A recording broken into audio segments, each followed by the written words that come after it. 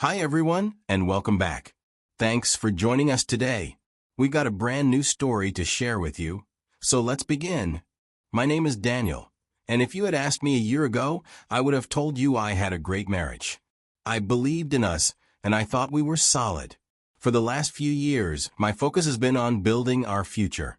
I had a business that was finally taking off, and I was expanding it to new cities. That meant a lot of travel, sometimes days, sometimes weeks at a time. But I did it for us. I thought it was worth it. But life has a funny way of knocking you flat on your back just when you think everything is going according to plan. The day my world fell apart, the truth came to me on its own.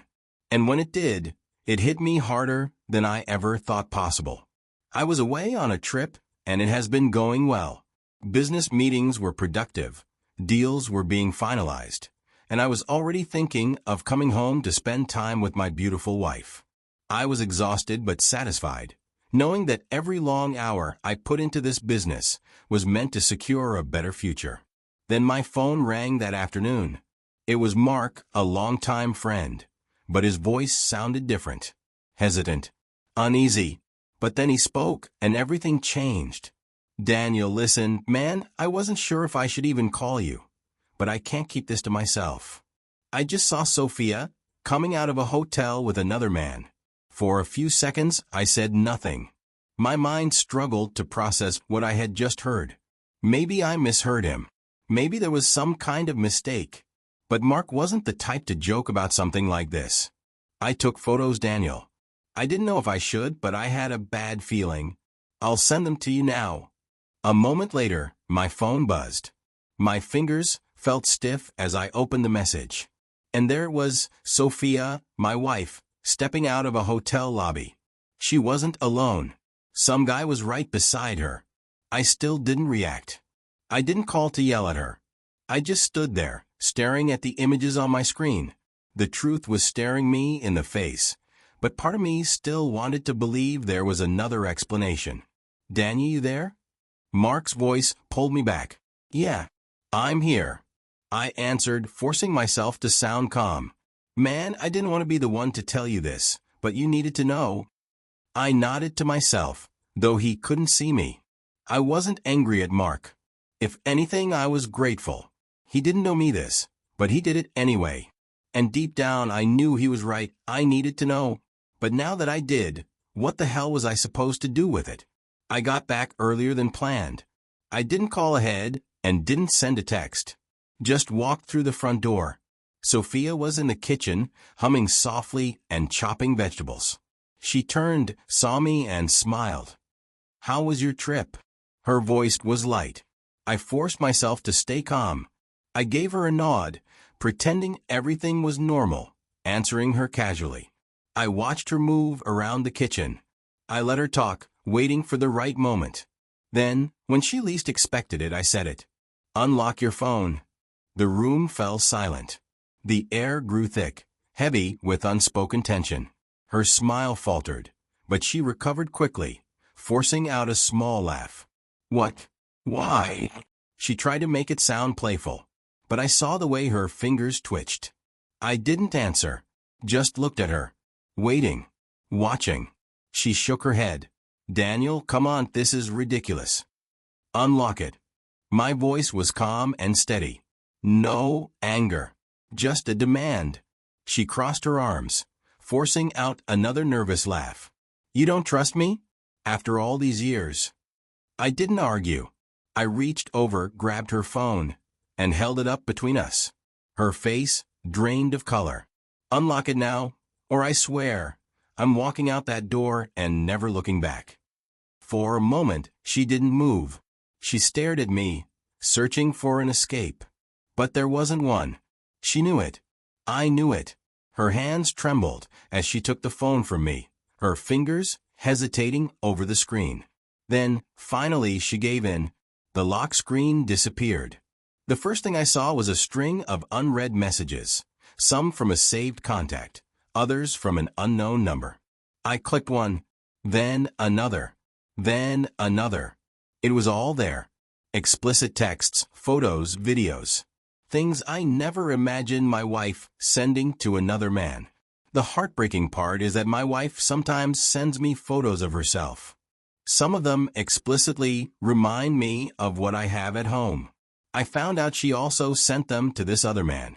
I scrolled through hotel reservations, late-night chats, and messages about meeting up while I was away working. Detailed conversations about me. How she thought I was too busy, too distracted with my business to notice anything. How she could do what she wanted because I trusted her too much. The words blurred for a second, but I didn't stop reading. I sat down because I needed to see it all, to know exactly who she was when I wasn't looking. Sophia collapsed onto the couch, sobbing, clutching her face as she cried, as if the guilt was suddenly too much to bear. "I'm sorry. I was lonely. You're never home, Daniel. I just. Her words came out in gasps, broken between sobs. "I didn't mean for it to happen. I love you. Please, just let me explain." But I didn't react the way she expected. Without a word, I took screenshots and transferred the files to myself. Then, just as calmly as I had asked her to unlock the phone, I set it back on the table. I met her tear-filled gaze, my voice colder than I had ever heard it. "I don't need to hear your excuses." Then I stood up, walked past her shaking frame, entered our bedroom and started packing some of the things I didn't pick along for the previous trip. My clothes, my documents, everything important, everything I needed to walk out that door and never look back. I moved into a temporary apartment, blocked her number, and cut off all contact. If she had anything to say, she could say it through my lawyer.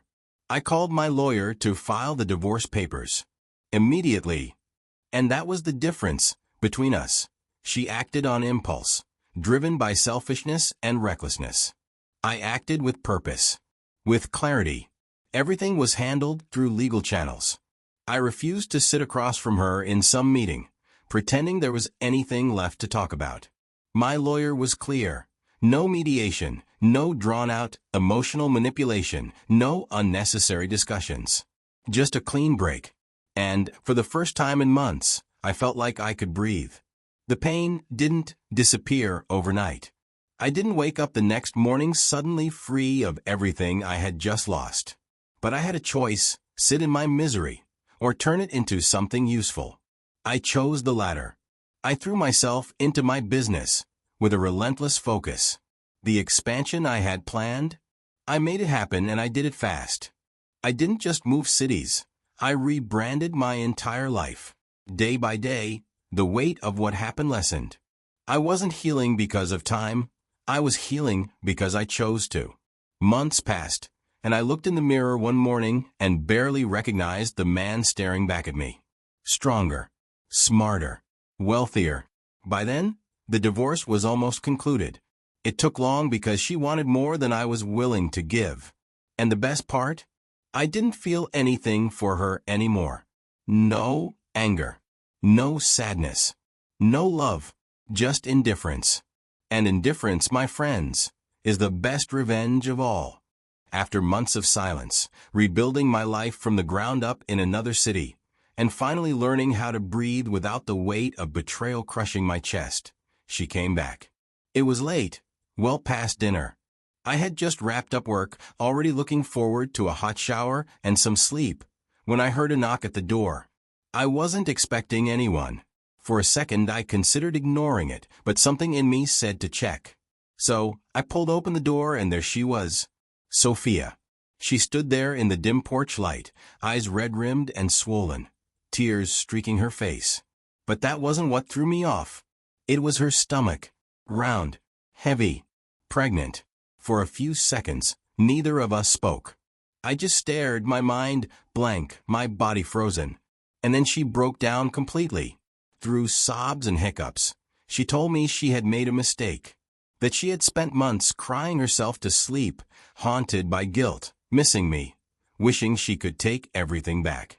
She swore she never stopped loving me. She was so lost and confused that she let loneliness push her into making stupid choices. And then, the final blow.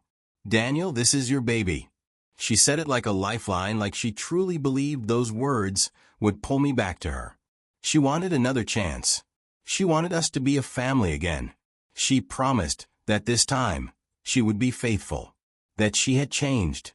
I stood there, listening, watching, and for a brief second, I almost felt sorry for her. But then I reminded myself why she was standing here in the first place. She wasn't here because she loved me. She wasn't here because she regretted hurting me. She was here because she needed something. I let her finish. Let her pour out every apology, every promise, every carefully crafted line meant to pull at my heartstrings.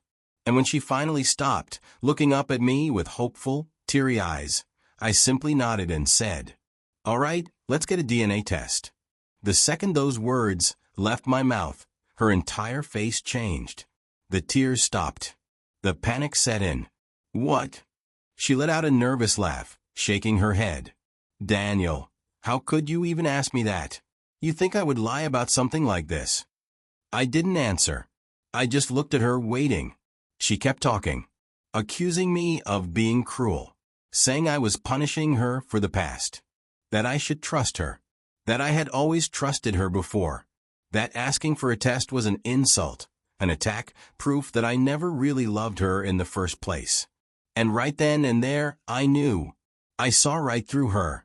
If she had nothing to hide, she wouldn't be so afraid. If she was certain this child was mine, she would have agreed in an instant. But she didn't. She fought it. I took a deep breath, stepped back, and rested my hand on the door. "If you won't take the test," I said, my voice calm, "I have nothing to say to you." And then, without waiting for another word, I closed the door in her face. I thought I had seen the worst of Sophia's deceit, but I was wrong.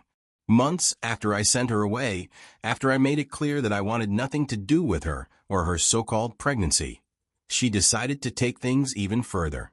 Out of nowhere, I was served with a lawsuit. She was taking me to court, claiming that I was abandoning my child, the same child she had refused to take a DNA test for. The irony wasn't lost on me. Sophia painted herself as the ultimate victim. She told the court how I had cruelly walked out on her when she needed me the most, how I had refused to take responsibility, leaving her to suffer.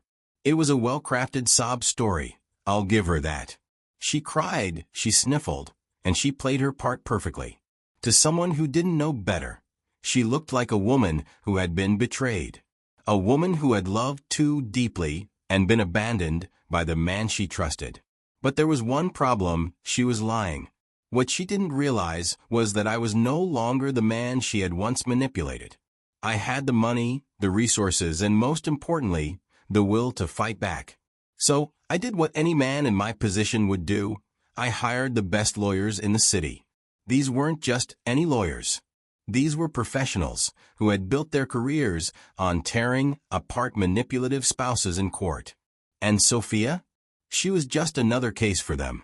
The trial was brutal. My legal team wasted no time dismantling her entire case. They brought out every piece of evidence: her affairs, her refusal to take the DNA test, her blatant attempts at extortion. They exposed how she had tried to manipulate the legal system, twisting the narrative to make herself look like the victim when in reality, she had been the one who destroyed our marriage. Every lie she told was countered with hard facts. Every dramatic performance was met with undeniable truth. By the time my lawyers were done, there was no doubt about who Sophia really was. The courtroom that had once been filled with sympathetic whispers about the abandoned pregnant woman was now filled with hushed murmurs about her deceit. She had no defense, no way to justify her actions. She had come to court hoping to ruin me, but in the end, she had only ruined herself. The judge didn't just rule in my favor. He went a step further. A cease and desist order was issued against her, forbidding her from contacting me in any way. She had lost publicly, and there was no coming back from this. As I walked out of that courtroom, I reflected on everything.